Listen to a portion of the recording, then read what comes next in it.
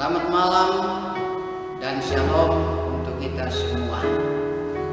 Harapan saya, Opa, Oma, Bapak, Ibu, saudara-saudara, dan anak-anakku semua sehat-sehat. Sehat jasmani dan sehat rohani. Karena Tuhan selalu menyertai kita, membimbing kita, melindungi kita, dan bahkan mencintai kita semua, seperti yang digambarkan dalam satu lagu dengan judul Tuhan Cinta Semua. Mari kita bersama-sama menyanyikan Tuhan Cinta Semua.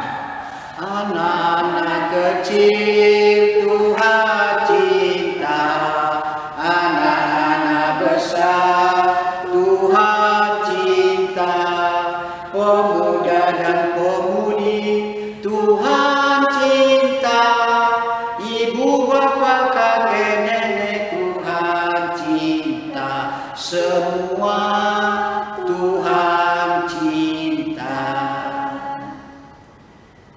Kita akan merenungkan bagian firman Tuhan, namun sebelumnya mari kita tunduk kepala, kita merendahkan hati di hadapan Tuhan, kita berdoa.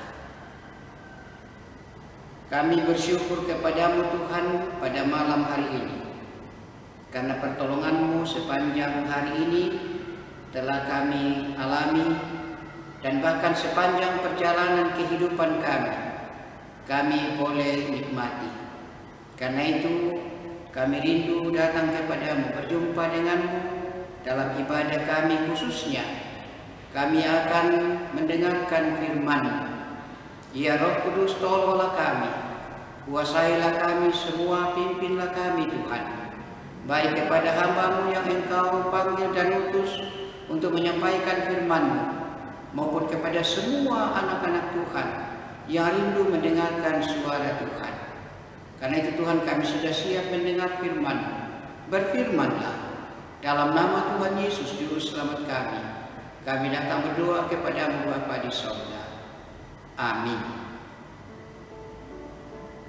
Bagian firman Tuhan yang kita akan baca pada malam hari ini, saya siapkan dari Mazmur 94 ayatnya yang ke-12 hingga ayat yang ke-19. Bunyi firman Tuhan demikian: berbahagialah orang yang kau ajar ya Tuhan, dan yang kau ajari dari Taurat-Mu, untuk menenangkan dia terhadap hari-hari malapetaka, sampai digali lubang untuk orang fasik. Sebab Tuhan tidak akan membuang umat-Nya, dan miliknya sendiri tidak akan ditinggalkannya. Sebab hukum akan kembali kepada keadilan, dan akan diikuti oleh semua orang yang tulus hati. Siapakah yang bangkit bagiku melawan orang-orang jahat? Siapakah yang tampil bagiku melawan orang-orang yang melakukan kejahatan? Jika bukan Tuhan yang menolong aku, nyaris aku diam di tempat sunyi. Ketika aku berpikir, kakiku goyang, maka kasih setia-Mu ya Tuhan menyokong aku. Apabila bertambah banyak pikiran dalam batinku, penghiburan-Mu menyenangkan jiwaku. Amin. Firman Tuhan. Berbahagialah kita yang mendengar firman Tuhan dan kita pelihara dalam kehidupan kita. Saudara-saudara yang dikasih dalam Tuhan, dari bagian firman Tuhan yang kita baca pada malam ini, saya angkat satu tema perenungan untuk menjadi perenungan kita dalam menjalani kehidupan, yaitu kekuatan dan penghiburan Tuhan atas segala kegelisahan atau kecemasan. Kekuatan dan penghiburan Tuhan atas segala kegelisahan dan kecemasan. Saudara-saudara, kecemasan dan kegelisahan telah menjadi bagian kehidupan sejak manusia jatuh ke dalam dosa. apa yang terjadi di Taman Firdaus yang dilakukan oleh nenek kita Adam dan Hawa sebagai manusia pertama adalah merupakan suatu pelanggaran terhadap Tuhan. Dan mulai pada saat itu juga manusia mulai takut, manusia mulai gelisah, dan bahkan manusia berusaha untuk bersembunyi. Tetapi bagi Tuhan tidak ada yang tersembunyi.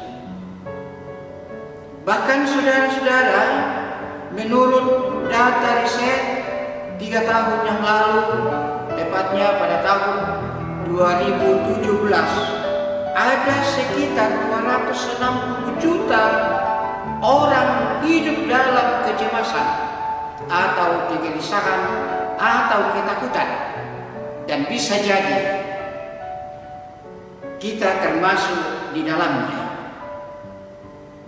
Persoalan di sini ialah kalau demikian, apa yang harus kita lakukan? Bagaimana cara kita untuk menghadapi ketika tiba masalah, pergumulan, tantangan, dan penderitaan yang bisa membuat kita gelisah atau cemas? Tentu sebagai orang yang percaya kepada Allah di dalam Yesus Kristus, pegangan kita, kekuatan kita adalah dari Tuhan melalui firman-Nya.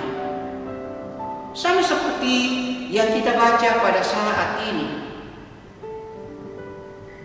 Pemazmur menghadapi banyak pergumulan, banyak pikiran, banyak persoalan, banyak tekanan. Tetapi pemazmur tidak mundur dan tidak berusaha untuk lari daripada kenyataan. Apakah yang dilakukan dalam pemazmur? Kalau kita perhatikan bacaan kita pada saat ini, pemazmur melihatnya itu secara positif.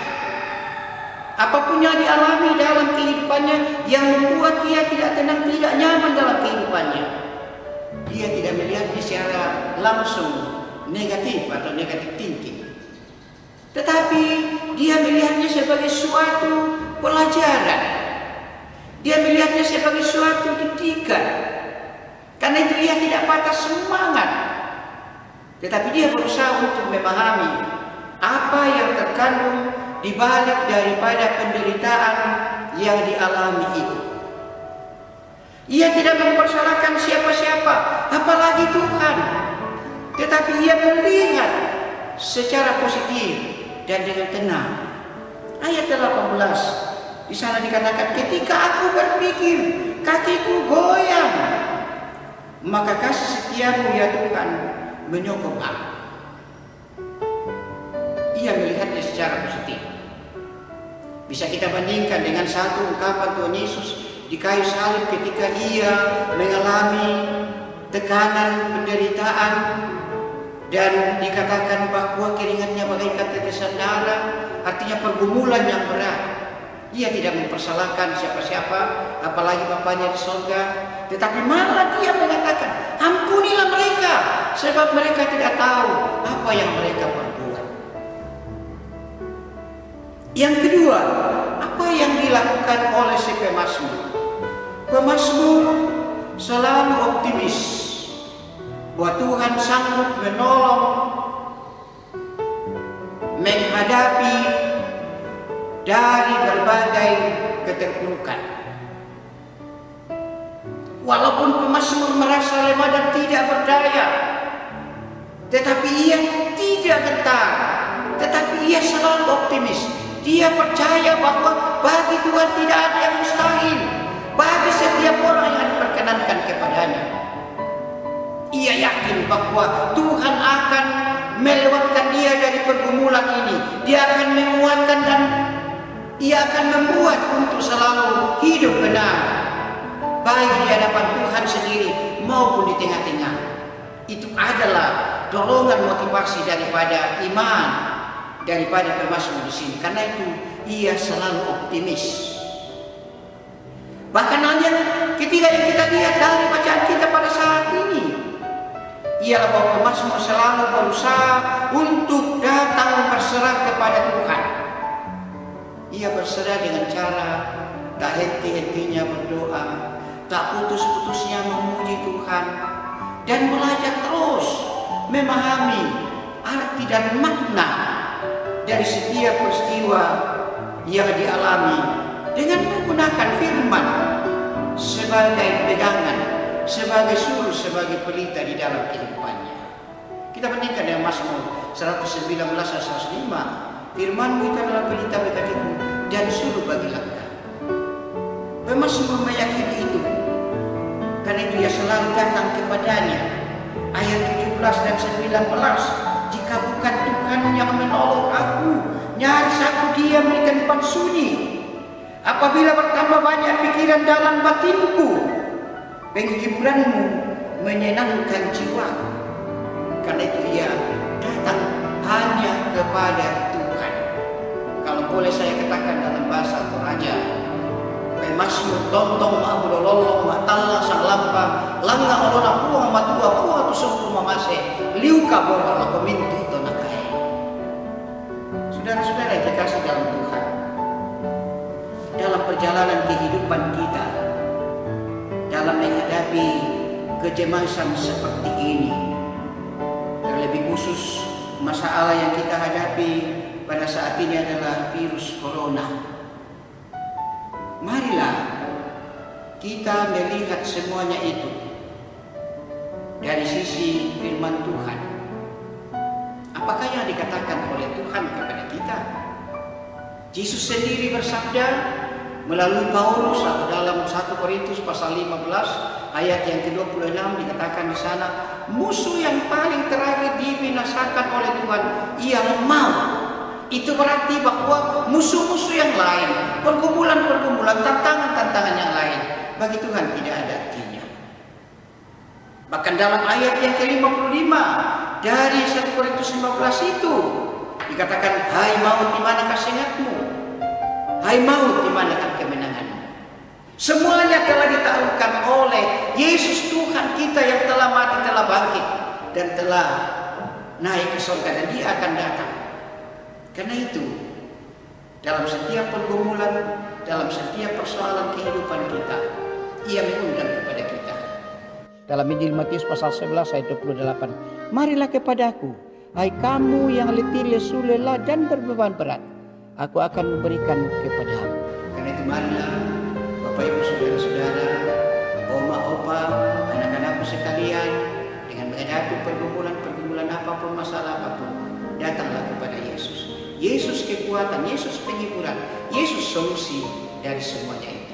Roh Kudus menyertai kita semua. Haleluya. Amin. Kita aminkan firman Tuhan ini dengan menyanyi dari nyanyian Kidung Jemaat 332 ayat 1 dan 2. Kekuatan serta penghiburan. Kekuatan serta penghiburan diberikan Tuhan padaku. Tiap hari aku dibimbingnya, tiap jam dihibur hatiku, dan sesuai dengan nikmat Tuhan ku diberikan apa yang perlu. Suka dan derita bergantian memperkuat imanku. Tiap hari Tuhan besertaku, diberi rahmat-Nya tiap jam, diangkatnya bila aku jatuh, dihalangnya musuhku kejam.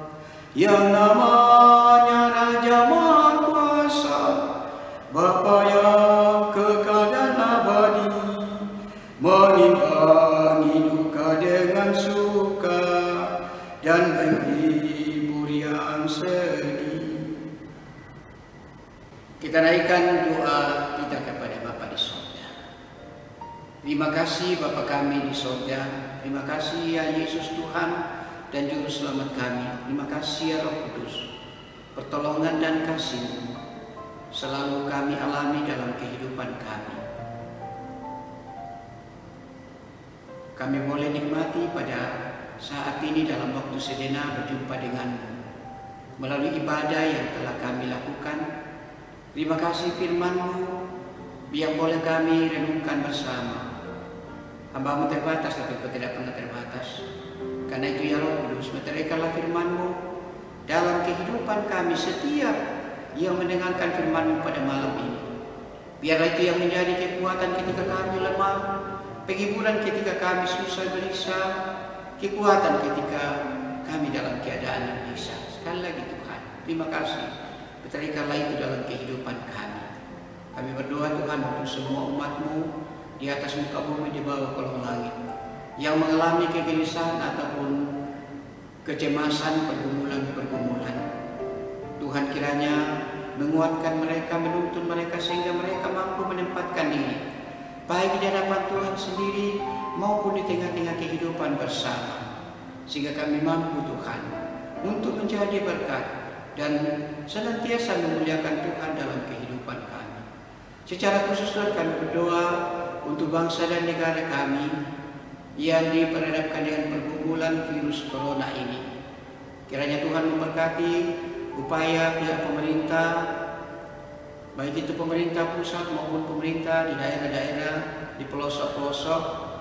Berdoa untuk TNI Polri, berdoa untuk relawan, berdoa untuk semua yang berusaha untuk menghadapi dan memutuskan mata rantai wabah corona ini Tuhan.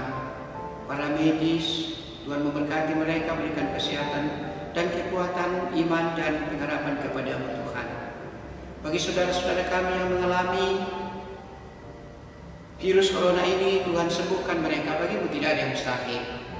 Bahkan Tuhan, kami berdoa untuk mereka yang kehilangan saudara-saudara, hiburkanlah mereka Tuhan, sehingga mereka tidak larut di dalam duka, tetapi melihat semuanya itu, oh ini adalah di bawah pengetahuan daripada Tuhan.